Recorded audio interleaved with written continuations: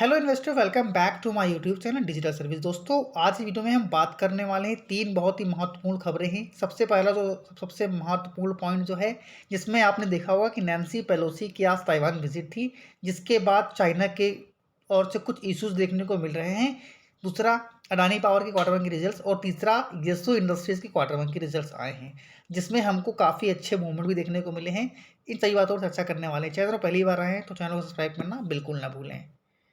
सबसे पहले देखिए, हम बात करने वाले हैं कि आखिर यहाँ पर चाइना को इशू क्या है। तो यहाँ पर आप देख सकते हैं कि Pelosi has made a mission over decades of showing support for embedded democracy movement. Those include a trip in 1991 to Tiananmen square where she had other lawmakers unrolled a small banner supporting democracy। यानी कि Pelosi ने दशकों से चले आ रहे लोकतंत्र आंदोलनों के लिए समर्थन दिखाने का एक मिशन बनाया है। इनमें 1991 में तियानमेन स्क्वायर की यात्रा शामिल है, जहां उन्होंने और अन्य सांसदों ने लोकतंत्र का समर्थन करने वाले एक छोटे से बैनर को खोल दिया है, क्योंकि चीनी सुरक्षा अधिकारियों ने उन्हें बंद करने की कोशिश की थी, जिसके कारण चीन काफ़ी खफा है। जिसके परिणाम स्वरूप आप सभी देख सकते हैं कि जैसे नैन्सी पेलोसी ने ताइवान को छोड़ा, वहाँ पर हुआ क्या है कि नैन्सी पेलोसी के जाते ही ताइवान में चीन के लड़ाकू विमान घुस गए हैं। 27, वो भी कितने 27, जहाँ आप देखते हैं Nancy Pelosi in Taiwan live updates hours after Pelosi visit 27 Chinese war planes enter Taiwan's air defence. अब यहाँ पर कई सारी मीडिया में खबरें आ रही हैं कि थर्ड वर्ल्ड वार की संभावनाएं भी हमको देखने को मिल रही हैं। जैसे कि आप यहाँ देख सकते हैं, आज तक का आर्टिकल है, और उसके बाद एक आर्टिकल यहाँ पे एनबीटी नव भारत टाइम्स का है, जहाँ पर आप देख सकते हैं China Taiwan news, Nancy Pelosi के जाते ही ताइवान में घुसे चीन के 27 लड़ाकू विमान, तृतीय विश्व युद्ध की आहट। तो कल इस चीज़ से मार्केट में बहुत बड़ा प्रेशर रहने वाला है। तो कल का दिन बहुत ही इम्पोर्टेंट है। कल ये देखना है कि मार्केट इस चीज़ को किस वे में ले जाता है।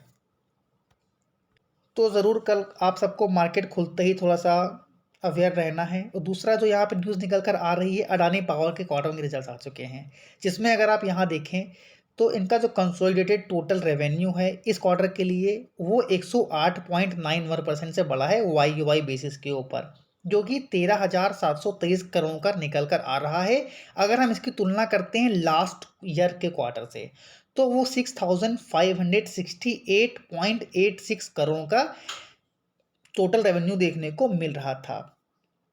अब यहाँ पर अगर आप इनका देखें तो इनका जो कंसोलिडेटेड प्रॉफिट है आफ्टर टैक्स, उसमें 1619% की ग्रोथ हमको देखने को मिल रही है वाई वाई बेसिस के ऊपर। अगर आप यहाँ पर इनका टोटल प्रॉफिट आफ्टर टैक्स देखें तो 4780 करोड़ का देखने को मिल रहा है इस क्वार्टर के लिए।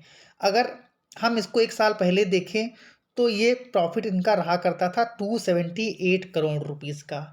अब अगर टोटल इनकम देखें तो 15,509 करोड़ की टोटल इनकम देखने को मिली इस क्वार्टर के लिए, जो कि एक साल पहले 7,213.21 करोड़ की देखने को मिल रही थी same period a year ago. Consolidated total revenue for the quarter जो है 108.91% से बढ़ा है वाई वाई बेसिस के ऊपर, जिसके कारण अगर आज आप यहाँ देखें तो मार्केट आवर्स में रिजल्ट्स आ चुके थे, तो अडानी पावर के शेयर में हमको करीब 3.5 से 4% की तेज़ी भी देखने को मिली थी। तो ज़रूर आप सबको इस स्टॉक को भी अपने वॉच लिस्ट पर लगाना है। हालांकि स्टॉक अपने लो से काफ़ी ऊपर ट्रेड कर रहा है, लेकिन यहाँ पर अगेन इन्होंने लगातार 2 क्वार्टर में काफ़ी अच्छे रिजल्ट्स पेश किए हैं। तो ज़रूर आप सभी को अडानी पावर के शेयर्स को रडार पर रखना है। आप सभी के लिए एक बहुत ही बेहतर ऑफर है, जो भी हमारी पेड सर्विसेज हैं पूरे 7 डेज़ के लिए फ्री ऑफ कॉस्ट मिल रही हैं। लिंक डिस्क्रिप्शन में है, जाकर ज्वाइन कर लें, जिसमें हमारे कई सारे मेंबर्स इस सर्विस का फ़ायदा उठा रहे हैं और डेली अच्छे खासे प्रॉफिट भी जनरेट कर रहे हैं। ऐसे तो हालांकि बहुत सारे स्क्रीनशॉट्स हैं, लेकिन मैं एक आपको दिखाना चाहता हूँ। यहाँ पर हमारे एक मेंबर्स हैं जिन्होंने आज 6,390 रुपये का प्रॉफिट बनाया है। कई सारे मेंबर्स ऐसे भी जिन्होंने यहाँ पे करीब 30 से 40,000 का भी प्रॉफिट बनाया है। अगर आप कहोगे तो उसका स्क्रीनशॉट भी मैं आपको कल के वीडियो में दिखा दूंगा। आज यहाँ पर नहीं दिखा रहा हूँ क्योंकि मुझे लगता नहीं है कि वो शायद दिखाने की ज़रूरत है, लेकिन अगर आप लोगों का कमेंट आएगा तो ज़रूर आपको कल ये बात दिखा दूँगा। हाँ, तो ज़रूर अगर आप लोग कमेंट बॉक्स में कमेंट डालेंगे तो ज़रूर कल आपको स्क्रीनशॉट हम दिखा देंगे यहाँ पर। अब यहाँ पर देखिए अगला जो थर्ड न्यूज़ है, इसमें यशु इंडस्ट्री क्वार्टर 1 के रिजल्ट्स हमको देखने को मिल रहे हैं। तो यहाँ पर हम सबसे लास्ट वाले पेज में चलते हैं, जहाँ पर इनका हम देखते हैं कंसोलिडेटेड नेट प्रॉफिट और रेवेन्यू क्या निकल कर आ रहा है। तो आप यहाँ पर अगर देख लें तो यहाँ पर सबसे पहले अगर हम बात करें टोटल इनकम की, तो वो निकल कर आ रही है, यहाँ जो भी वैल्यू है वो लैक्स में है। तो यहाँ पर क्योंकि ये माइक्रो कैप कंपनी है तो हम करोड़ में कन्वर्ट करेंगे, तो इस टोटल जो इनकम निकल कर आ रही है वो है 181 करोड़ की, जो कि पिछले क्वार्टर में 185 करोड़ की थी। यानी कि वाई वाई बेसिस पर यहाँ पर इनके रेवेन्यू में, इनकम में जो है गिरावट हमको देखने को मिल रही है। अगेन वाई वाई बेसिस के ऊपर जो है प्रॉफिट, इनका जो रेवेन्यू है 134 करोड़ का देखने को मिल रहा है। यानी कि वाई वाई बेसिस के ऊपर यहाँ पर इनकम बढ़ी है, लेकिन क्वार्टर ऑन क्वार्टर बेसिस के ऊपर यहाँ पर इनकम थोड़ी सी डाउन हमें देखने को मिल रही है। अब यहाँ पर अब बात हम करते हैं, जो नेक्स्ट पॉइंट आता है टोटल एक्सपेंस। तो यहाँ पर आप सभी अगर देखें तो इस क्वार्टर के लिए जो इनका टोटल एक्सपेंस निकल कर आ रहा है, ये आ रहा है टोटल यहाँ पर 156 करोड़ रुपीज़ का, जो कि पिछले क्वार्टर में कितना था, 165 करोड़ का, एक साल पहले 118। यानी कि यहाँ पर इनकम भले ही यहाँ पर इनकी कम हुई हो, लेकिन यहाँ पर इनका एक्सपेंस हमें कम होता हुआ देखने को मिल रहा है। अब यहाँ पर इनका आखिर एक्सपेंस कम क्यों हुआ, अगर उस पर नज़र डालें तो यहाँ पर अगर आप देखें cost of raw material and components consumed, इसमें 128 करोड़ का खर्चा आया है। लास्ट क्वार्टर कितना था, 119 करोड़ का, एक साल पहले 90 करोड़ का। यानी कि यहाँ पर किसी भी प्रकार की हमें कमी देखने को मिल नहीं रही है। फिर यहाँ पर अगर एम्प्लॉय बेनिफिट देखें तो ये भी ऑलमोस्ट सेम ही रहा है, एक साल पहले काफ़ी कम था। तो जो मेजर यहाँ पर मैं बताना चाह रहा हूँ, यहाँ पर जो इनका मेजर जो रीज़न है एक्सपेंस कम होने का, यहाँ पर आप एक देख सकते हैं कि ये पॉइंट है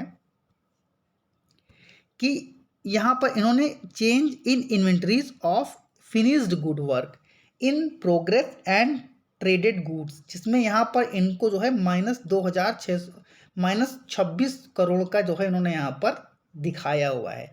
यानी जो भी इन्होंने इस गुड्स को बेचा था, जो भी इनके फिनिश्ड गुड्स थे, उनको जब इन्होंने सेल किया है तो उससे जो भी इनको यहाँ पर प्रॉफिट हुआ है उसको यहाँ पर इन्होंने अदर इनकम में न डालकर यहाँ पर इन्होंने एक्सपेंस से माइनस किया है, जिसकी वजह से यहाँ पर हमको इनके एक्सपेंस कम होते हुए नज़र आ रहे हैं। अगर ये चीज़ यहाँ पर एडजस्टमेंट ना होता तो यहाँ पर इनको जो प्रॉफिट यहाँ पर अभी दिखाई दे रहा है आपको 25 करोड़ रुपीज़ का, ये यहाँ पर माइनस में होता।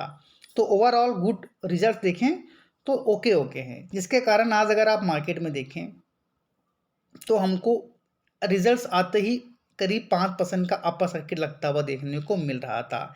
अब इनका हम यहाँ पर अगर ईपीएस देखें तो ईपीएस भी आप देख सकते हैं, एक साल पहले ईपीएस निकल कर आ रहा था 10 का, फिर बढ़ के 12 का हुआ, अभी कितने का है, 17 का। यशो इंडस्ट्रीज़ की अगर हम बात करें तो